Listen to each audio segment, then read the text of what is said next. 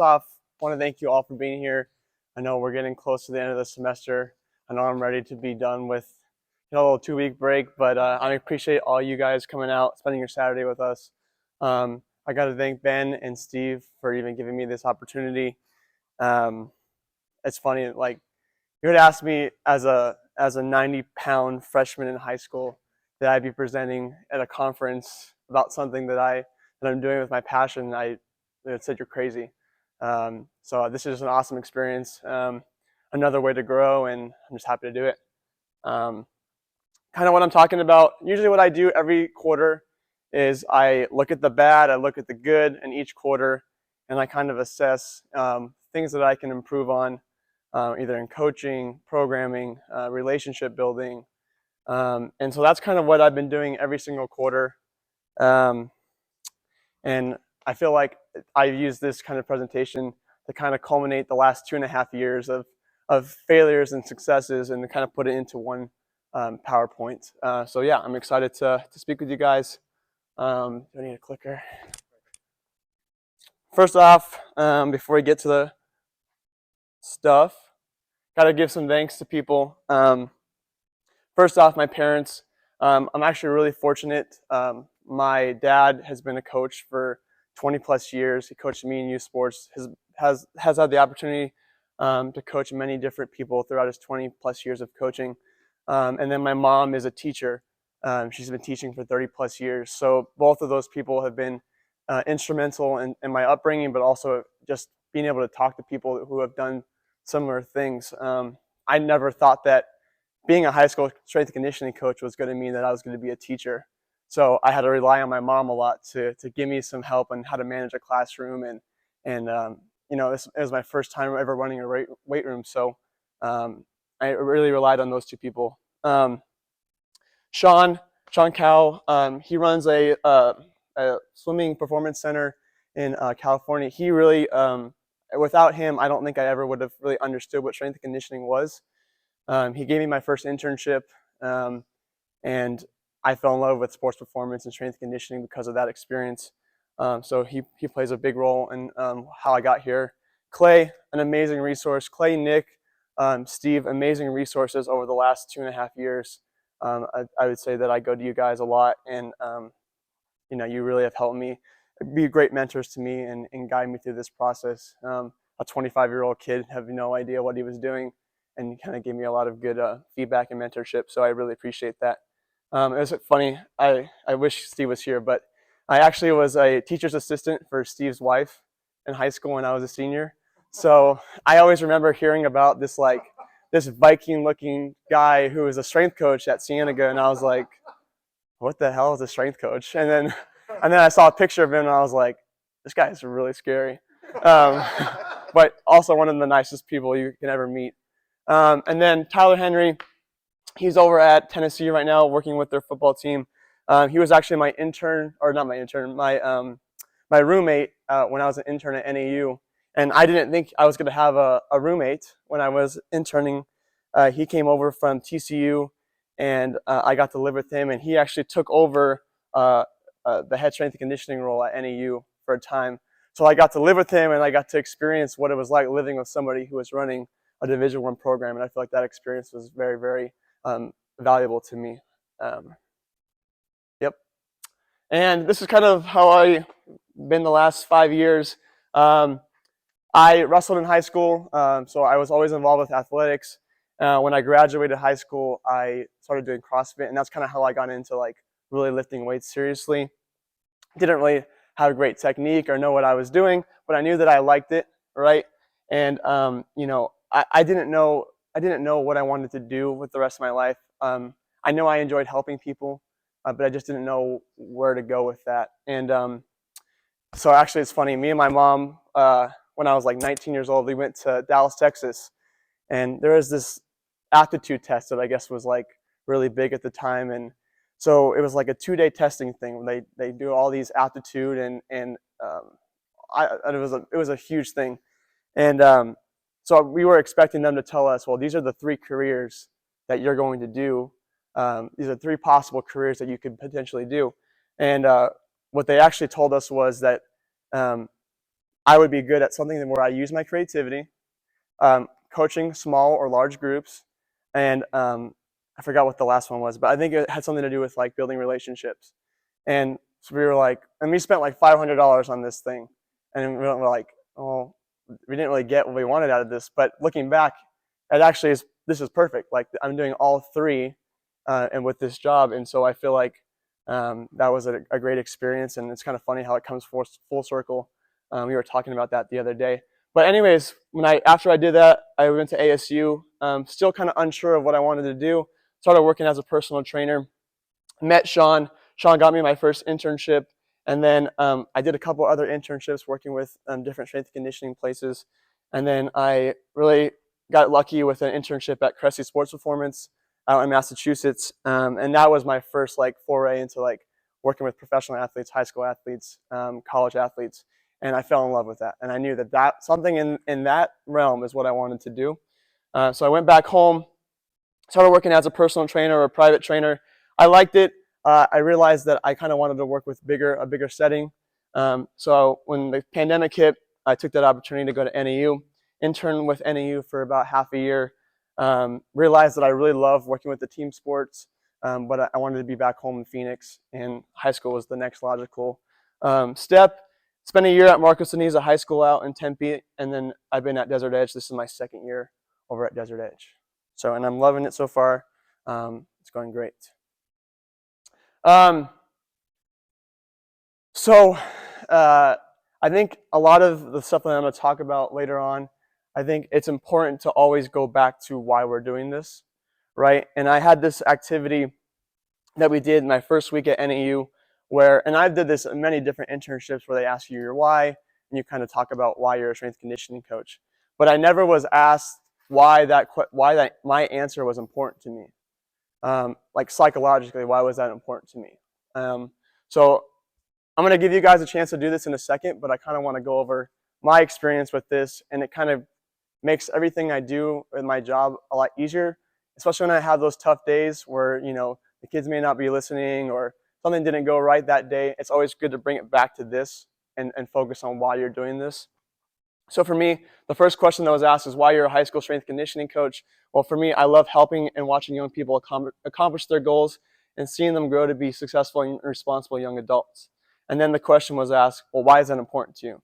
Well, I had so many great mentors and coaches throughout my life that helped change my life. I see the importance of being that someone in other people's lives. And then we took it a step further. Why is that important to you? And I think it goes back to my upbringing and my parents.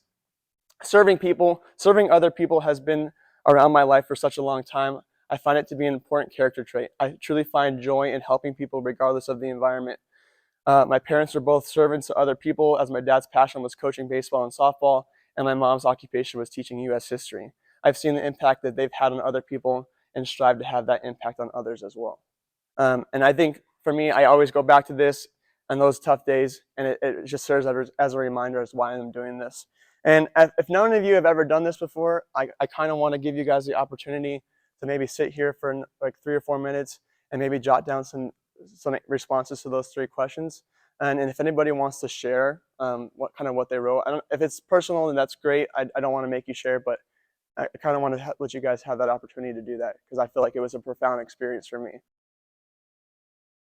My name is Nick Cornell. I'm at Campo Verde High School, and I'm the physical education department chair and strength and conditioning coach. I'd been searching for years. I had looked at other organizations and just never found what I wanted. Never found the support, the collegiality. I just never found what I was looking for at the high school level. So summer of 2018, Brad St. Louis, another strength coach in our area, had mentioned the NHS SCA and that NatCon was coming up, and recommended that I go with him. So I went down with him to Indianapolis and was completely blown away by the support, by how many great high school strength coaches there were that were passionate, that were humble, that didn't have egos. It was about helping kids at that level that I'm at. Working with 14-year-old kids that can't lift up a bar, and having the higher level kids too. So I went back to campus after that summer, and I was just completely fueled. I had a different perspective. I drew strength from everyone I met. I met great friends. I keep in touch with so many people across the country in the organization that I just at any time can reach out to, ask questions, learn. It's just been phenomenal for me. It's strengthened my career. I've gotten a lot better at what I do. I'm more patient with kids. I understand all the difficulties that I face, everyone else faces, and we work through them together. So it's been a game changer for me, and I truly thankful to the organization, all the members, and have grown so much through this organization. Yeah, the biggest thing is I feel like the NHS SCA, number one, they're genuine.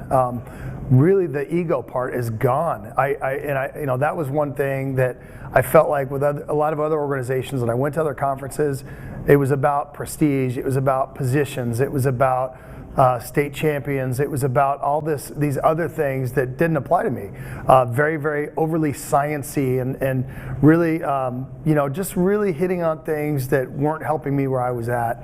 I think the main thing is the support that I've gotten through our organization, through the NHS SCA.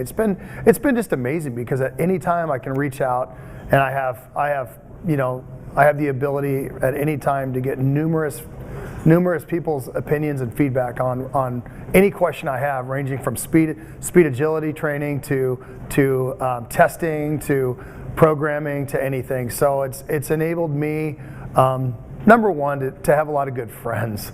My friendships have grown, but it's also enabled me to, again, take comfort in knowing I'm not alone, that my struggles are a lot of people's struggles, and I'm blown away by the humility that some of these truly amazing, top-notch coaches throughout the country that they want to help. They're here to help. They're here to, whether you're a young guy and I was a guy at that point, year 25, and those guys reached down and helped me out a ton on things that I was struggling with. And so it's just been phenomenal. And 29 years of doing this, I just wish I had this organization earlier in my career. And I try to tell everyone I can, you're sorely mistaken if you don't join it. If you're a high school strength coach, you have to be a part of this organization. It's just a game changer in so many different areas, from networking to friendships to support to strength when you need it, when you're having a bad day. It's just been truly amazing. So if you want to take about 3 to 5 minutes, first question is, why are you a strength and conditioning coach? And then the next two questions are, why is that important to you? And for me, whenever I'm now reflecting and going over mistakes, I just bring it back to that, right? And that's the end goal, right? To serve other people and have that impact, right? So it's okay to acknowledge these mistakes and learn from them, because we're just trying to get to that, be that same person in other people's lives.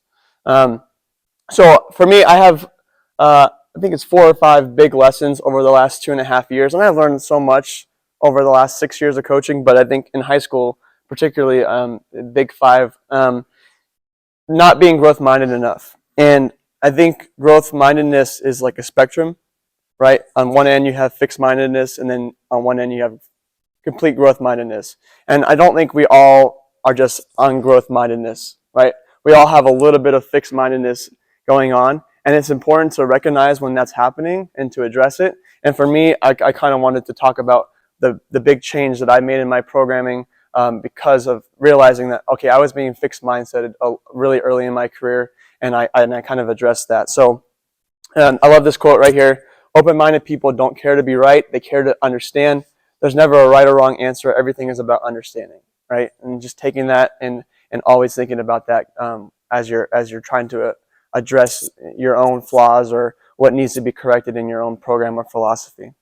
The overarching goal of the program, right, is to have as many student athletes engage in the training process as consistently as possible, so that students show and discover physical and personal growth through the weight room, right? That's the goal. That's my goal for the kids. And when I first got to my first high school, I had come from a lot of different, private training facilities where, a lot of the kids were paying to come in, or their parents were paying to come in. So there was that bought in motivation and bought in this, I don't know, lack of a better word, but coming to the high school, and then you're working with a range of kids who don't want to be there, who do want to be there, and then kind of like working out some days and don't like working out on the other days. So it was hard for me to figure out why things weren't going the right way. And what I would do is I would have the workout on, actually we didn't have TVs at my first school, but I just put pieces of paper with the program template on the racks, and I would go over the lift, block by block. Block 1, they go do it, then block 2, then they go do it, and block 3, they go do it. And I was just finding that there was no accountability. Like, kids could just skip sets, skip reps, not even work out at all, right? They're still being graded accountability-wise, but like they weren't engaged in the training process. So what I did, and I had a mentor that told me, hey, listen, like, I really think you're doing this wrong. I know that I don't have a certification, but I've been running weight rooms in high school for a while. I really suggest that you start working with a timer and implementing a timer into your training. And I said, well, I don't know. That's never really worked for me. I never really thought about doing that. I have a CSCS, you don't, so I'm going to just do it how I want to do it. And then after the first semester, I was like, man, I got to try something new. Like, this is just not working. So I started going on timers, and it was dramatically improved production. Engagement, kids started seeing improvements. So right now I use 3 ways of organizing the weight room. I go a shorter timer period, and then a longer time period, and then no timer. And it's just different times of the year. So I use 30-15 at the beginning of the semester. It sets the tone right away. Kids are working hard. We're able to get a lot more work done. Okay, it's really used during a lot of my GPP phases. And I feel like everybody's understands what to expect from the weight room, right? They have built trust with me, and then later on in the year, I can give them the no timer. We can start training at higher percentages, but I want as many kids training as possible. I don't want to have just 10 kids training. The 10 kids that have that intrinsic motivation are going to train anyways. I want to get these other kids and impact those other kids as well. Like I said, it's a great way to start off this semester, set the tone. It creates that extra layer of accountability. The only thing that's kind of tough about going on a timer, right, is sometimes it's hard to coach different athletes, especially when everybody is doing, let's say, a goblet squat, and then there's other people doing other exercises wrong. It's hard to get to everybody in a given session, right? So there's always pros and cons with any of these different environments or organizational structures. It's just finding what works for you. So usually when I do this, it's very easy exercises.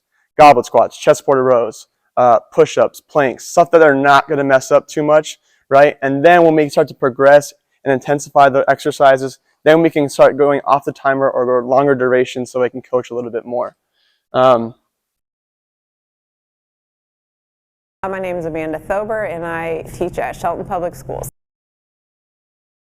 I have a friend, Amber Burston. We went to college together, and she told me about the NHSSCA and got me involved with it. And we kind of started with our roundtables with our state, and then it kind of grew, and we started coming to the national conference, and we just kind of built our networking system from there. And then it kind of became a family, and you see the same faces, and you see some new faces, so it's really fun to see it grow. And then hang out with all these people because we all have similarities, so we all have something to connect with. Well, there's nothing like it where you can go and everything fits into what you do with your life, you know. So, you know, I'm a teacher, so I go into professional development with my job, and everything you go to in there usually needs to be altered or manipulated to even fit what you do, because everything's geared towards classroom and curriculum work with the core subjects. So you come here and everyone's in the same boat. Everyone gets to build their programs, and everyone understands where you're coming from, and they can bring you new perspective. And it's just awesome because it can build you as a professional in ways that other places can't. Jump in. Absolutely. Just jump in, because there hasn't been anybody who I've reached out to and said, hey, you know, what do you think about this? Hey, can you share this with me? Hey, can I email you, or can you send me this? And there's not been one person who's like, yeah, I'll give you whatever you want. You know, so this is a place where everyone steals from each other and makes it their own and goes with it, and everyone loves it. You know, it's just, we just support each other. and it really truly feels like a family, you know, like a huge family get together where you have, you know, like once a year family reunion. That's what it's like. It's fun. This is one example of this is an in-season football lift. I believe this is like 30-15 and 30-15 as well. So in our weight room, we have 60 kids approximately. We have 12 racks. So 5 exercises per rack, 5 kids, and all 5 exercises, right? We're spending time in conjugate in this phase. So one person starts here, one person is here, one person's here, blah, blah, blah, blah.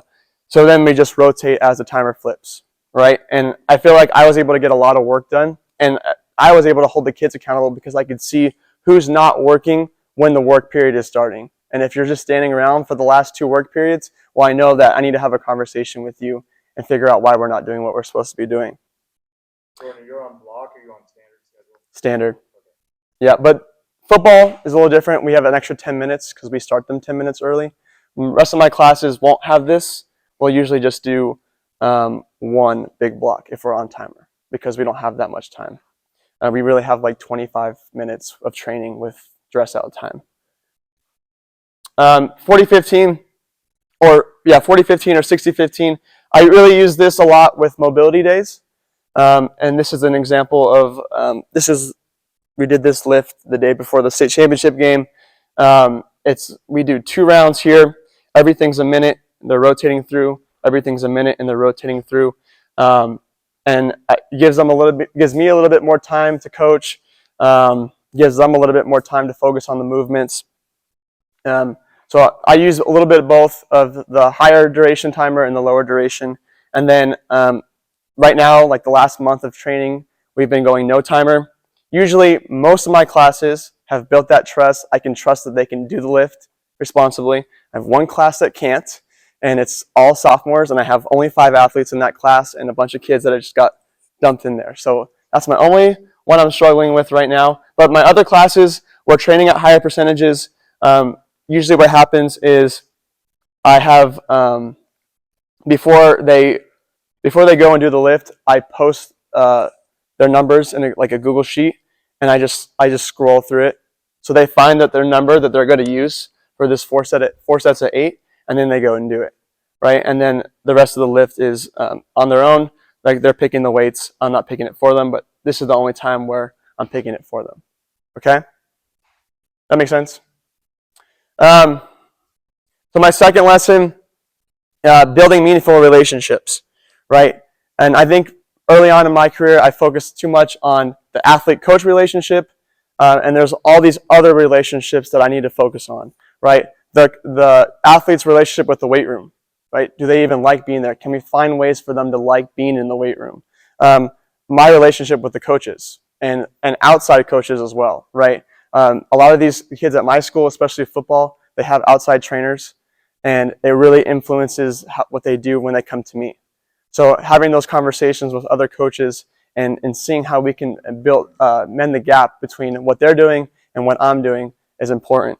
And there's so many other relationships to build. And I stumbled across this when I was doing some research, self-determination theory. I don't know if anybody's ever heard of it. But self-determination theory suggests that all human beings have 3 basic psychological needs: autonomy, competence, and relatedness that underlie growth and development. And I feel like I do a good job already of doing that stuff. But it was a good opportunity for me to look back and say, well, how can I add more ways of adding autonomy into the program? How can I make sure that everybody is competent in the movements that we do day in and day out, right?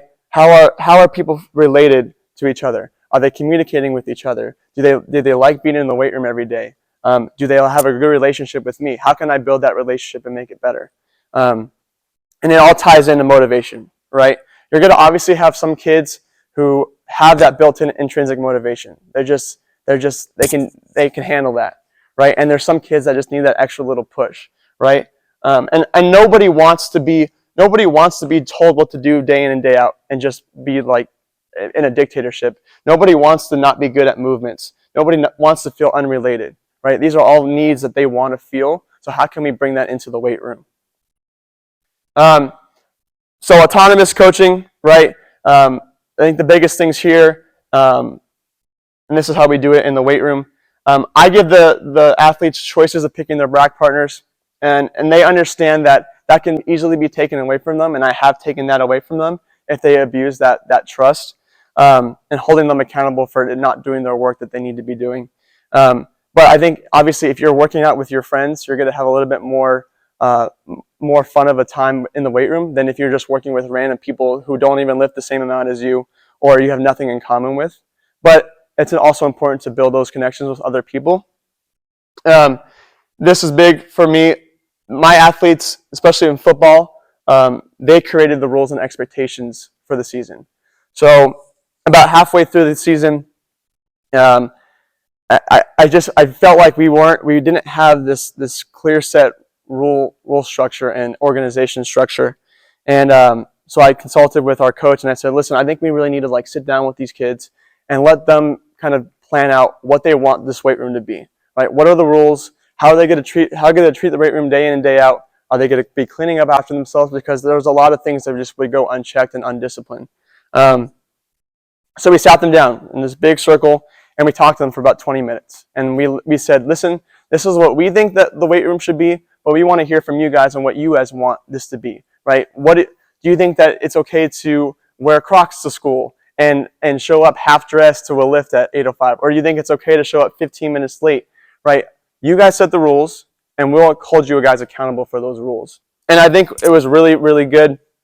I think before that, there was a lot of pushback on us because we were the ones coming up with the rules. But once they had the opportunity to come up with the rules, they felt more responsible, right? They felt they were more that they needed to follow the rules because they're the ones that made them. In the weight room as well, I also give them options. I never give them free reign of the weight room.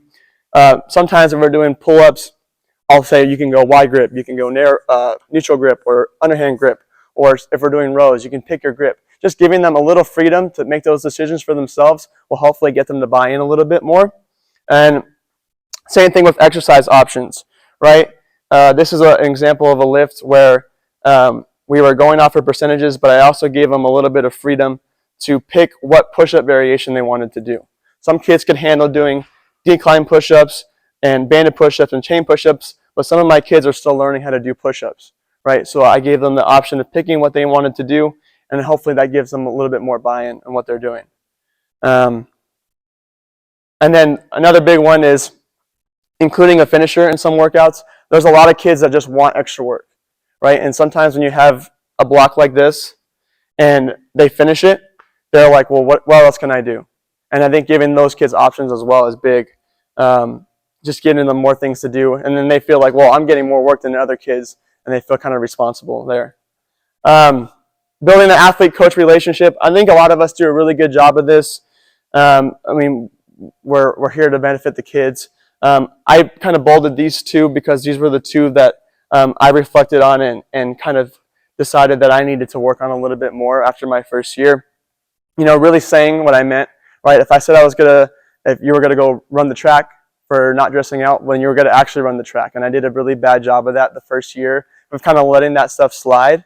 So then the kids would just continue to do that and do that and do that. But you have to hold them accountable. You have to show that you have integrity with the words that you say, or otherwise they'll just run all over you. And I learned that my first year. And then another big one is finding time for the relationship. I think early on, I kind of gravitated to my kids that would do the right stuff every day, and those would be the kids that I kind of coached up, and I was neglecting the other kids that were either sitting out to the side or just maybe like a little weird kid that I didn't really feel like talking to that day, but just giving them that little bit, like, hey, like, what's going on in your life? Or like, hey, you're doing that really good. Like, how's that feel? Just anything to get the conversation going so that they know that you care about them is important.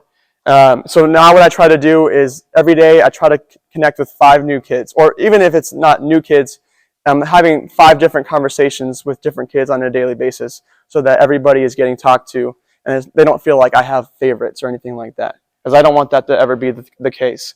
And then just a couple things that I learned that I just cannot control. And I used to go home every night my first year and just be very, very hard on myself about this stuff.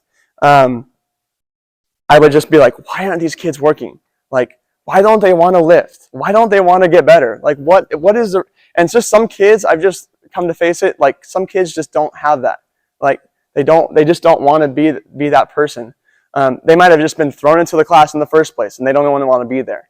So, you can still focus on these things, right? These are stuff that I can control, and I can have conversations and try to get them to ultimately do the work. But if they don't do the work, maybe they will do the work in the second semester. Maybe it's something will switch and they'll become engaged in the process and start working out. But there's not a lot that you can do about coachability and their own interest in their personal growth, right? And then as a leader, right, being able to communicate in both a vertical and a horizontal fashion. So vertical communication is like when there's a superior and the underling, right? And then horizontal, you're treating the relationship like you're on the same level. And I think early on I tried to be this person and only this person, and I got a lot of pushback because I wasn't putting in effort into the relationship building piece. And then I switched where I became all about the relationship and not about keeping them accountable and having integrity. So I lost that respect there. So now what I'm doing is a little bi-directional communication, right? Positive communication with them, seeking to understand them, almost acting as their friend, but also checking them and holding them accountable to the program and the expectations that we set out from the beginning. And then the last piece of that self-determination theory is competence, right? And I think this is probably what I've learned in the last couple months is a huge, huge factor in motivation, right? Nobody wants to do stuff that they're not good at. And, in our program, we front squat, we clean, and we bench press. Those are our 3 main lifts. And some people are just not good at cleaning. Some people are just not good at front squatting. They may not have the mobility for them. They're not ready to clean weight. So why continue to put them in those positions of failure where I can give them something else that they're going to succeed at, right? That will make them a little bit more have pride in or enjoy in doing rather than just forcing that down their throat. And I think that's a lesson that I learned like a week ago, honestly. Because, I think that cleaning is an important tool, right? But not everybody needs that, right? And some of these kids, this is their first time training. So why make that a priority for them? So I'm giving them exercises and things that they're going to be good at and things that they're going to master is going to be much better than trying to do that. And like I said, failure or unsuccessful attempts at mastery will do the exact opposite. Lack of competence will create anxiety about mastering those skills, right? So we want to make sure that we are creating the right things for them to do in the weight room. Right. And this is how I kind of address that in the weight room. And now, going into next semester, I'm going to create 2 groups, right? My advanced athlete group and then my beginning group, and making sure that these kids are getting the right training that they need, right? Not forcing exercises on them. And then my advanced training group that can actually handle those things. And then when you're coaching around the room, right, trying to give praise as much as possible. Okay, going around to as many kids as possible, even if it's a little thing that they're doing right. Always try to pick out the good thing. And then if it's a really big bad thing, like a rounded back posture or something that's going to really hurt them, that you're addressing that, right? But you're moving on and you're still providing praise for that student, because nobody wants to sit there every time they do a trap bar deadlift and get told that it sucks and you're rounding your back and you're going to hurt yourself, right? So trying to provide some praise so that they feel like they're involved in that. Providing modifications when absolutely necessary. There's been a couple cases where I've had kids that just cannot hold the bar in the front squat position, right? And I'm like, you know what? Honestly, I'm not going to make you do this. Let's put you on a bar on your back. Okay, it's going to be a lot more comfortable for you, and let's just do the squat that way. And usually it's my bigger guys that don't have that much mobility, and they're loving that. as opposed to being frustrated that they can't hold the bar in their hand, right? So it's just providing those modifications. When appropriate, giving athletes exercises that they love. There'd be random days that we just do an arm day, just because they love it, right? And everybody can feel that they got a good pump in, they got a good workout in. Providing a chance for them to work one-on-one with me to help address technique. We have a reteach period on Mondays, Thursdays, Thursdays, and Fridays. So I'll call kids into those periods. And if they need more help with their trap bar technique or their clean form, I'll call them in to work on that on a more individualized basis. And then I changed this year. We used to max 4 times a year, and I hated it because kids would get frustrated and disappointed that they weren't improving. Max to max to max, right? And honestly, they don't even need to be maxing that many times a year, right? So what we do now, we do like a testing, like an APRE testing in September that give us like a projected max. And then we just got done doing our testing session last week. So that gives us like our 1 rep number. And then at the end of next semester, we'll do another testing period. So those will be the 2 maxing testing that we do. And if they're working out consistently, they should be improving, right? There's no need to consistently max them, right? They've already put in the hard work to get stronger in the weight room. The maxing is just showing that numerically. And then in football, we do a max in the beginning or the end of the summer and then right before track season. And that's it. And that's the only time we need to do that. And then, like I said, there's other factors that go into success, right? We have an Iron Scorpion Award where we award a person basically the hardest worker in the room. It may not be always the strongest person, right? So being able to acknowledge the people that maybe kind of fly under the radar, but do what they're supposed to do every single week, giving those people a shout out, and we give them a little Instagram shout out. We're going to start doing Rack of the Month next semester. I know in a lot of my classes I have racks of 4 or 5 people that just are on it, and I feel like I want to give them that recognition that they deserve.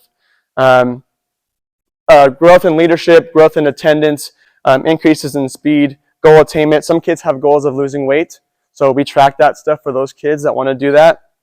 And then we have our team challenges that I'll get to a little bit later. And this kind of goes into, a lot of these lessons kind of go into each other, but I think early on in my career I was very big into absolutes. And so my first year I was convinced that everybody needed to go through a 3-month triphasic block.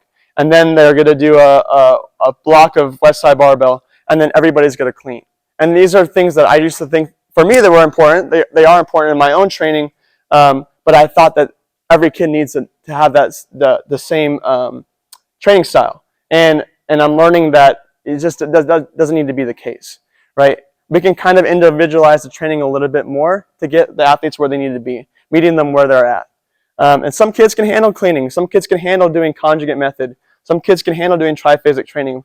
But I think it's important to not make it an absolute. Everybody has to do this, right? Meeting them where they're at. And then the big one, and I got to thank Ben for this.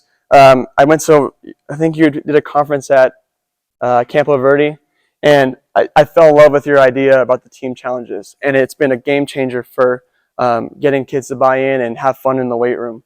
I felt like programs were really stale. They needed some more creativity, and the kids would also have ideas about what to do, right? And kids became bored with the same stimulus. And even if the change is subtle, right, it can go a long way to make an athlete or student more likely to adhere to a program. So this is kind of what I've kind of implemented as I've gone on throughout the years. We do our team challenges on Wednesdays because it's our early release day. So we usually have a list of a bunch of different games. We've played dodgeball, we've played tic-tac-toe, we've played tug-of-war, that little ball reaction game where the ball's on the cone and you head, shoulders, all that stuff. We've done sprint relays. We just got finished with our weight room Olympics, which was really, really fun. I'll show you the events that we did there. We did sled races. We did a spike ball tournament when I had functioning spike ball nets until the kids broke them. And then we had to stop playing that. And then this music game was kind of funny. It was a non-physical activity. We had this big wheel that would pick a genre. And in the teams, they had to pick the best song in that genre, and they competed against each other. and I was the judge of who had the best song. So that was fun. And then winning members of the team are awarded free T-shirts at the end of the year. We do yoga and mobility days now just to kind of change things up. I know, like, especially there's last week where the kids, a lot of my in-season kids were very, very sore. So I scrapped the lift and we just did like a mobility day. And it was very, very beneficial. It changed things up. We start sprinting in the winter, so that's a good change of pace for the kids. In the springtime, we'll start playing like random games. We'll just play like, because we don't do the team challenge in the second semester because a lot of my kids start playing a lot more. And so it's hard to like coordinate the schedule of when to do the team challenges when guys are leaving and girls are leaving for games. So we'll just play like random games in the spring. We played Sharks and Minnows, flag football, tons of different games. Testing verticals and broad jumps on random days as well, right? Get that competition going. And then, like I said, Iron Scorpion award. We have kind of how it's over here, but we have placards that go around our athletic hallway. And so if a kid hit a certain weight category, we are acknowledging them by putting their name on the board. And it's kind of a big moment for them. They kind of get to see that they've kind of accomplished something in the weight room. So that's been great too. This is kind of how I do the team challenge. I have 6 to 8 teams. Every class. Yep. Football has been asking me about it like every day the last 2 weeks. So like, when are we going to do the team challenge? Because we didn't do it this semester because of the whole season. Didn't want that to interfere with it, but they've been asking me every day, like, when are we going to start doing it? I picked the 8 captains that picked the teams, so they kind of feel responsible for their team members. And then we compete on Wednesdays. And then this is kind of how I track it. And I forgot to mention the weight room Olympics. In the weight room Olympics, we did push-ups. We did like a push-ups on the whistle, so the last person standing got points for their team. We did a plank hold. We did a chin-up challenge. What else did we do?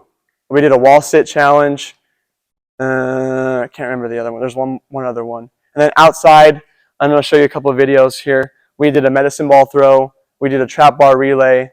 And we did a 400-meter dash. So that one person from each team had to compete against each other and run a 400. These are some of the videos. This is our tic-tac-toe game.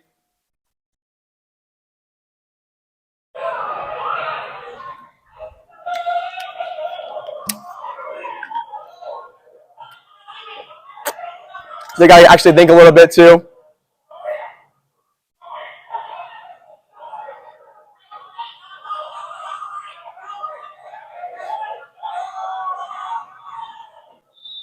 So that was fun.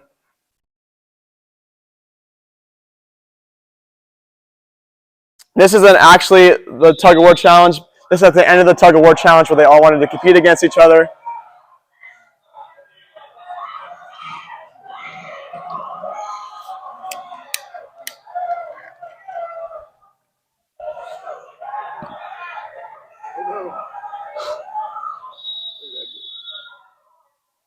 And then this is the trap bar. We did this last week. So they had to go 100 yards to the opposite goal line and then run back with it. So actually there's 4 different team members. So 2 on one end zone and 2 in the other end zone, and they got to go back and forth, back and forth. And then this was just a med ball toss for distance.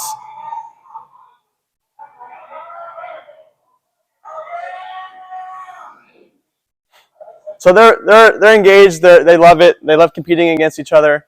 Thank you for giving me that idea. That's been huge the last couple of years. And then my last thing is just being authentic, right?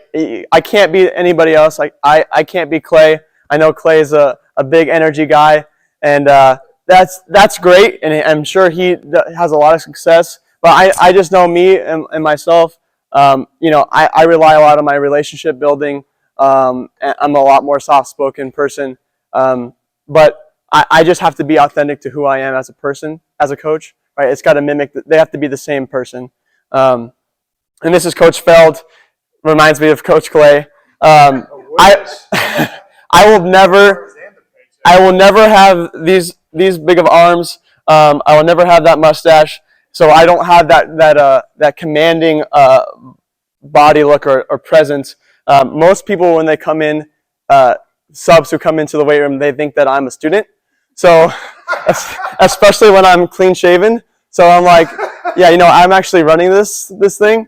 So I just have to be who I am, a person who relies on relationships, who cares for the kids, and they'll eventually see that. And I'm still learning as we go. But I think so far it's been great. I got to see when I was at NAU. When I first got to NAU, there was a head strength coach. He got let go, so my roommate took his position for like a month or 2 months, and then we brought in another person for the position. And so I got to see 3 different strength coaches. Right, one person who was super laid back, rely heavily on relationships, but just was a little too laid back.